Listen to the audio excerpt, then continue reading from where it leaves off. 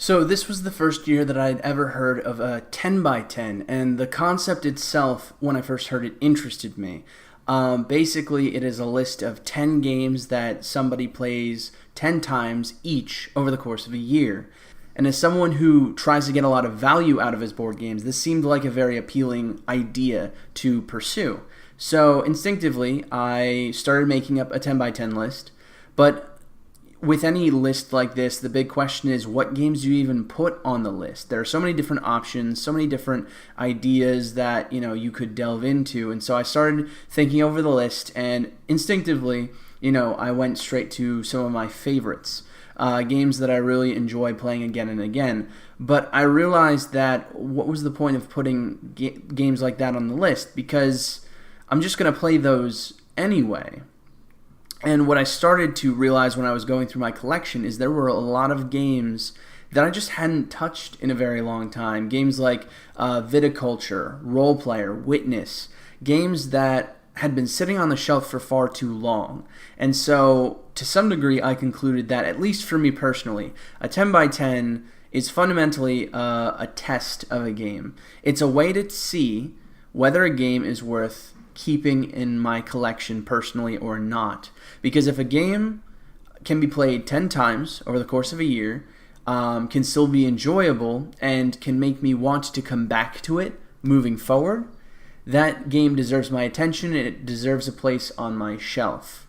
And I think the big one is wanting to come back to that game in the future. There are a lot of games that I've played in the past. Kanagawa comes to mind, which, these games are perfectly fine. They're functional, they're enjoyable, but once I finish playing it, I don't really have any deep desire to go back to it, and there's no drive for me to return to it in the future. I don't need to own that game. I don't need that game in my collection. So for me, the 10 by 10 kind of started out as sort of a testing mechanic. Enter Arctic Scavengers, which at the time of making this list was a game that I got through a Board Game Geek trade that I made some time ago, honestly. And the reason why I picked it up, there are a few. Shut Up and Sit Down's review interested me in checking it out. But the bigger one was that, for me, deck builders, that genre of game is by far my least favorite. They don't feel interesting. More often than not, players are so focused on building the best engine that they can out of their deck that each player's turn is just them getting all excitable about their own thing, but it doesn't inherently make it so that I care about what you're doing on your turn. That doesn't affect me directly for the most part. But Arctic Scavengers has a fundamental mechanic that encourages and forces interaction every turn in a way that I hoped would help with that issue. So ultimately, Arctic Scavengers is a game of survival. You are trapped in a violent winter wasteland, and your goal is to try and help everyone survive ultimately long enough to get by. And that translates to victory points via the population that you have in your community of people, aka your deck. This is immediately pushed on players through the use of refugees. Refugees are cards that start in everyone's deck that are functionally worthless to some extent. They have access to two of the actions that a player can take on their turn, but ultimately they cannot do anything without the help of tools, resources. Something else needs to be plugged into that card in order for them to function and do anything to help. On your turn, you're going to draw 5 cards, spend them on the 4 actions that you can take, and potentially some special actions that you choose, which I'll explain in a second. And one of those actions, though, is purchasing cards, and you'll purchase in the same way as Dominion, where you have piles of cards out on the board that you're able to purchase from the get-go. Everything is available from the start of the game. You know what resources are in the game in that regard to add to your deck, although there are other resources that are not so openly presented. And then at the end of each round, there is a skirmish where everyone fights over resources.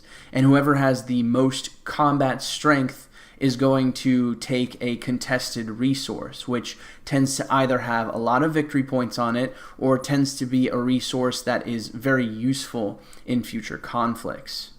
There are 4 different actions that you can take each turn, and how you take that action is you play as many cards as you like with that action on it.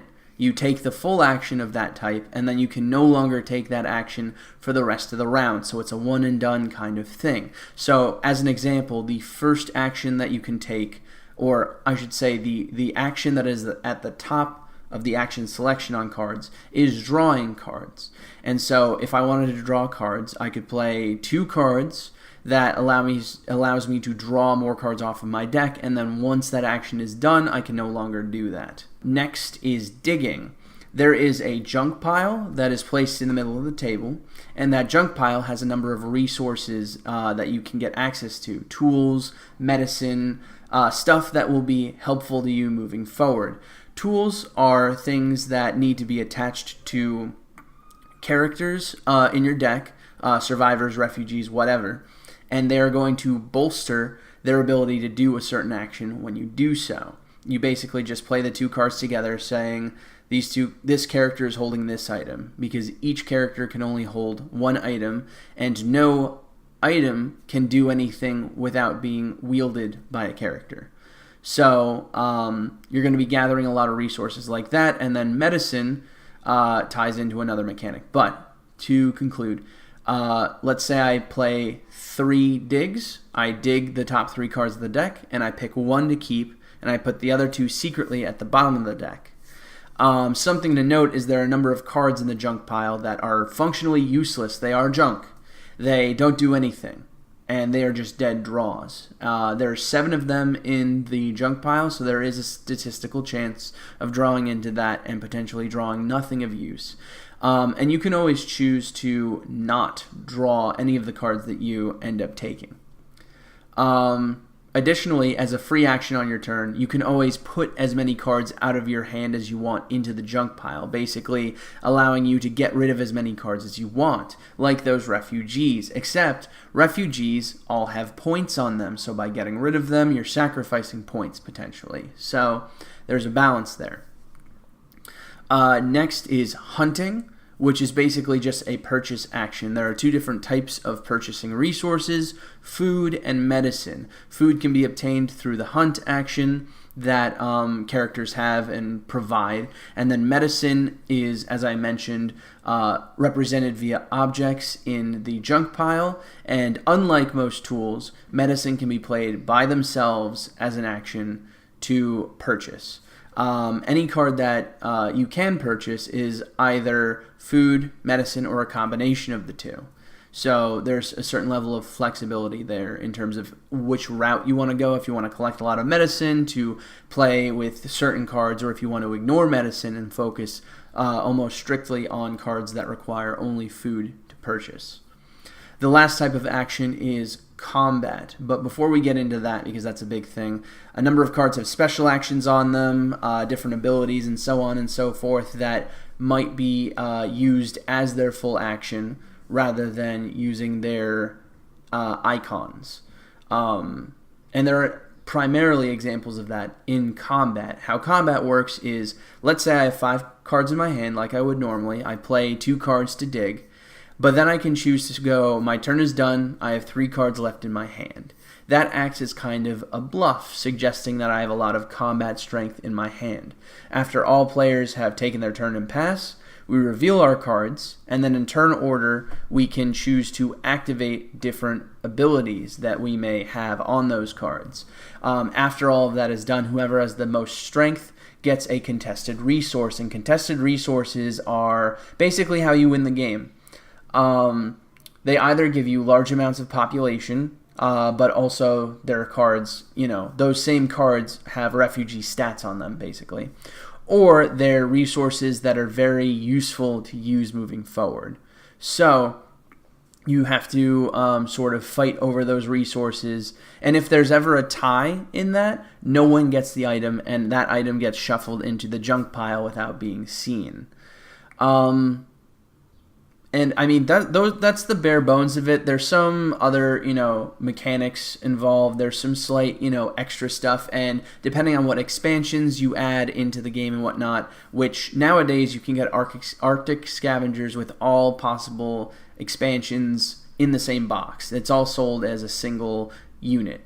But depending on what characters you choose to include in the buy area or not, or if you choose to allow everyone to have leaders, that can change the game.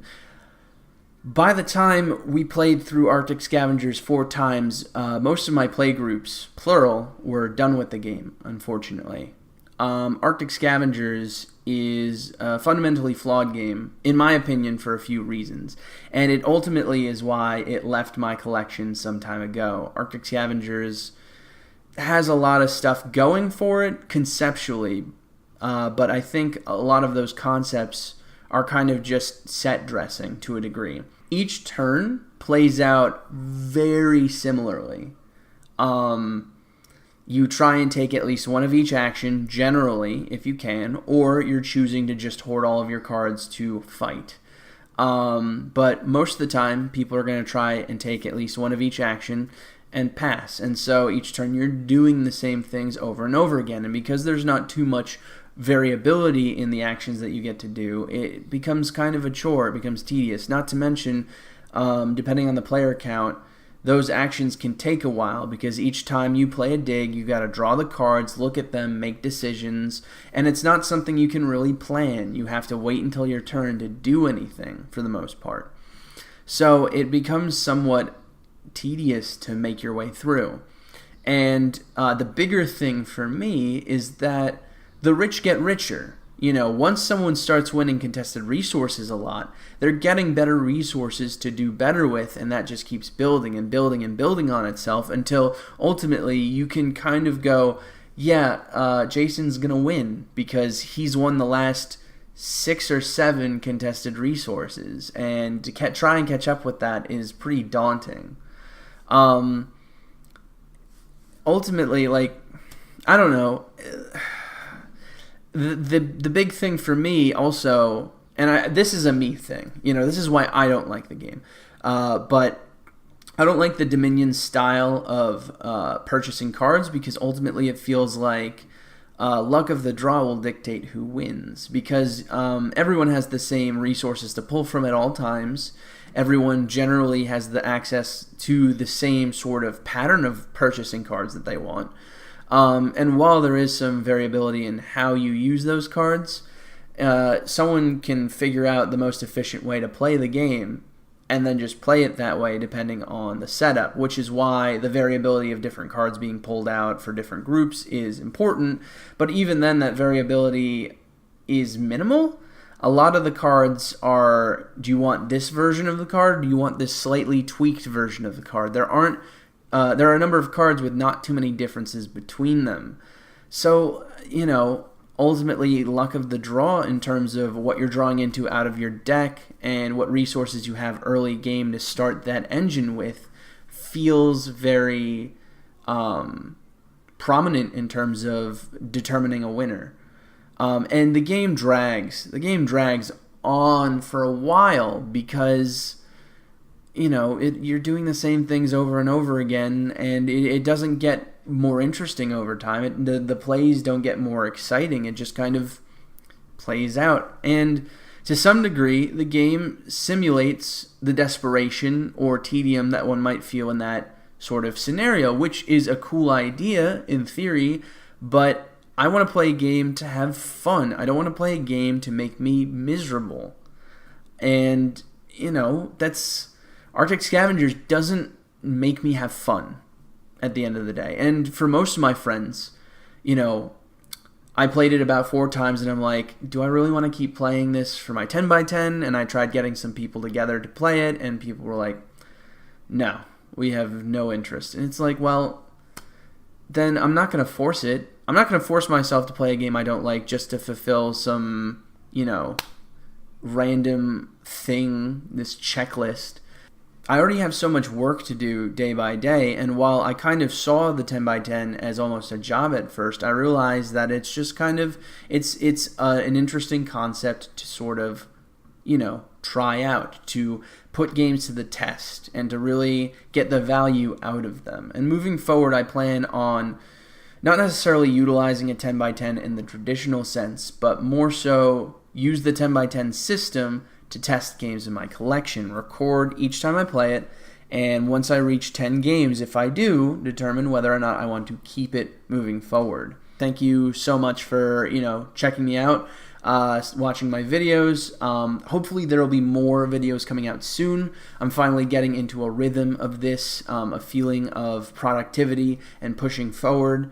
My next review is going to be taking a look at Role Player compared to Sagrada, so I'm excited to take a look at that. And check me out on Facebook, gamesontape.com, all that jazz, and I will see you next time.